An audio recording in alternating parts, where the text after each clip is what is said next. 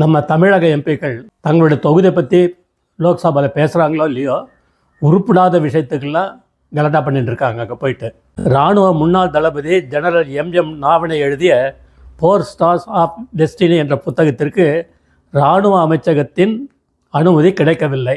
லோக்சபாவில் ஜனாதிபதி உரையின் மீது விவாதத்தின் போது இந்த புத்தகத்தில் குறிப்பிட்டுள்ள விஷயங்களை காங்கிரஸை சேர்ந்த லோக்சபா எதிர்க்கட்சி தலைவர் ராகுல் வாசிக்க முற்பட்டார்.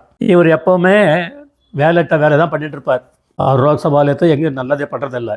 இதனால் பாஜக காங்கிரஸ் இடையே கடும் வாக்குவாதம் ஏற்பட்டது.